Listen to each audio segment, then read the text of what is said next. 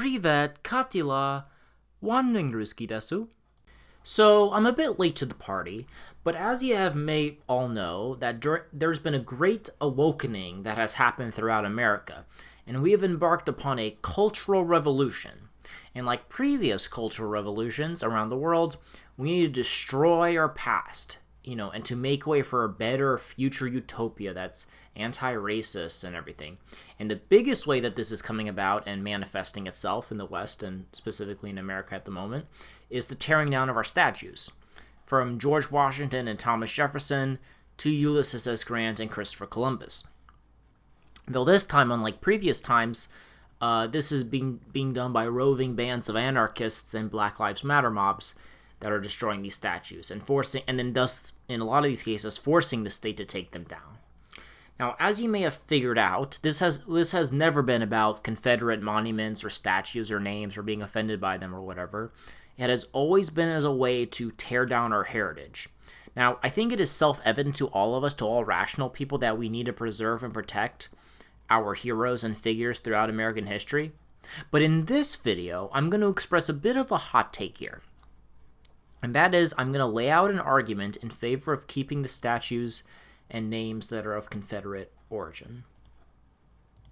Before I begin, I want to make a bit of a comparison that kind of goes outside the United States, so we can make, I would say, an objective analysis of this Confederate situation, but from another perspective. So as you may know, probably from my name, I'm of part Russian and Ukrainian origin, a little over 50% actually. Now, also, if you guys didn't know, there's this magnificent, grandiose statue that is almost as tall as a building. I think it's about 134 feet tall. It shines as bright as the sun. It's grand, it costs millions to create. And, what is the statue that I'm talking about? Well, it's a statue of Genghis Khan on his horse. Now, a bit of a history lesson. Genghis Khan was the biggest mass murderer in human history.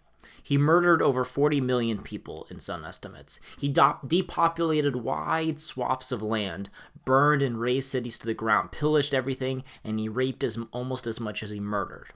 One of the places that this was done was in my ancestors' homeland of what is now present-day Eastern Europe, especially in the Russian and Ukrainian regions. So my ancestors probably were terrorized, raped, and some of them were murdered by Genghis Khan and his empire and his lackeys, and were subjugated for hundreds of years afterwards by the Golden Horde. And yet, I think the statue of Genghis Khan in Mongolia is absolutely cool. It's pretty cool, actually. Now, this might seem odd to you guys, but why do I say this? Yes, we know Genghis Khan did a lot of bad things, terrible things, actually, really horrible things. But when Mongolians look up at that statue, what are they thinking? They remember and venerate Genghis Khan as a man who rose from nothing and from utter poverty to a man who united the tribes of the Central Steppe and created the largest contiguous empire in human history. They remember him as someone who promoted meritocracy, allowing the lower class to have better opportunity. A man who allowed for freedom of religion, which was unheard of at the time. They remember him as the founder of their nation, a triumphant warlord, a military commander who brought fame, fortune, and wealth to Mongolia.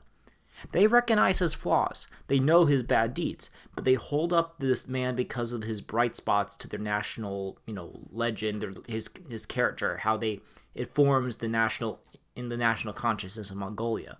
So even though that statue of Genghis Khan, that guy did horrible things to my ancestors, we realize that historical figures are a deep and ingrained part of Mongolian national identity, like this specific statue, or this specific character, I should say. And this is something we can all appreciate. We can appreciate the full context and appreciate how Mongolians feel about him, while also knowing a lot of what he did was horrible. With that in mind, this brings us to the present moment about the Confederate statues themselves. The same framework is at play. Blacks are offended because a lot of these Confederate figures fought for a side that was alright with slavery, which most of their ancestors had to go through. So let's do the same analysis as before. When Southerners have statues of, say, someone like Robert E. Lee or Stonewall Jackson, like the Mongolians, they venerate them for their, for their superior battle tactics against a larger and more well-supplied force. Some of these tactics, by the way, are still taught today in like West Point and such. They respect these men for their brilliant statesmanship. And fundamentally, they admire these Southern men for their commitment to duty and honor for their home state, which at the time people had more loyalty to than the grander United States. And despite all odds, despite facing the Union, which was more industrialized, had more manpower, had more rail lines, and more natural resources, they fought with grace, honor, and lasted far longer than you would have expected considering the balance of power. Because of these, and despite their flaws, and despite being on the wrong side of history, this made them worthy of admiration and respect for those in the South. So while we can understand the flaws, this does not merit destroying Southern heritage. And quite frankly, these men are an essential part of the American identity, and their names and statues should stand and stay. With that squared away, we also need to discuss about the black people, because we have to settle this. Black people who are offended by these statues simply need to grow up. I'm sorry, but you have to. Like, let's be honest. Is this statue staying up, like, oppressing you, like, just by standing there? We would be a whole lot better as a nation, and the black community as a whole would be better if they, like I do when I see the Genghis Khan statue. We understand the context of these Confederate, people, but we appreciate the character of these men that other people venerate and respect for their role within their specific people's heritage. So, for example, when I see Malcolm X, he once, for a big part of his life, was in the Nation of Islam, which taught that white people were genetic defects created by an evil mad scientist. Now, do I understand those beliefs he held, but also understand that this man's dedication to black excellence and freedom? I understand both, and I understand black people's admiration for him for his commitment to black freedom, and not for his views that he held that white people were the spawn of an evil mad scientist. So that's why, you have to kind of understand where other people are coming from in this sort of situation. Now, I understand, but now, fundamentally, we have statues or have names of these men and other such ways to commemorate and explain our history and heritage. We bring them up to celebrate their good and their contributions, to the heritage of America and what they added to the American story, while also understanding in our minds the historical context and, what they did was wrong. In modern times, however, we focus way too much on the bad side of everything. Because again, the people teaching our children this is trying to destroy American heritage, and destroy our nation, venerate it as an evil institution instead of presenting these people's contributions to the American heritage. Remember, those who do not remember the past are condemned to repeat it. Let's make one thing clear about current events. This isn't just about Confederate monuments coming down because they were offensive or they're racist or whatever. We are in the midst of a cultural Marxist revolution hell-bent on erasing America's past so they can mold their brave new anti-racist future, and this has become almost like a cult. Confederate leaders are just a frequent and, just a good and easy scapegoat, that's easier to crush, than America's founding fathers, for example. But don't be twisted. They are coming for the founders, as we've seen.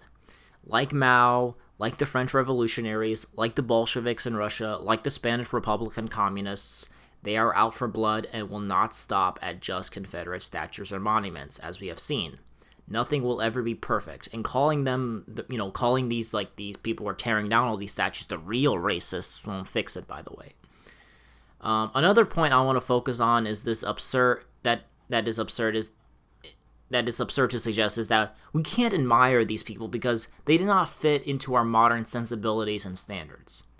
Listen, everyone throughout history, every single person was never perfect and did not fit pretty into our modern sensibilities. Hell, just go back 10 years and let's talk about transgender children and giving them hormone blockers. People would have arrested you if you even said that back just 10 years ago. But now it's just a staple of the progressive left. So this brings me to my final thought experiment for you all. This is my proposition. I propose pulling down all Martin Luther King statues, getting rid of MLK as a federal holiday, and renaming all MLK streets. Now why? Why are you saying this? Because he was a transphobe. Now, am I mad, you may ask? Well, think about it. He never in his entire life did MLK say anything about black trans lives mattering. Never mentioned it, never talked about it, and never fought for their specific issue, despite living in an age where LGBT individuals were the most discriminated against. And as we all know, silence is violence. Thus, MLK was a violent and active participant in the oppression of trans people. Oh, he also raped women too, by the way. So is this crazy? Of course it is. Think of it like this. Think of it from another perspective. In the future, we might have the technology to completely replace meat and not need it anymore. The people in that future will have their morality change because of these changing circumstances, and then see the caging of animals like cows, chickens as like a moral slavery sin, like slavery. So Obama statues might have to come down because he ate meat. He could have just ate plant-based food. He had that choice. He could have made it today. He could have not participated in eating meat, but he did. Now, that might seem crazy to us now, but circumstances and sensitivities do change. So that was my video. I hope you all enjoyed it. And I hope you guys like and comment, and especially be sure to subscribe to my channel and click that bell button or whatever to be notified of my updates and my videos. And make sure to share this video as much as you can. So aim high, wander on, from America with Russian love.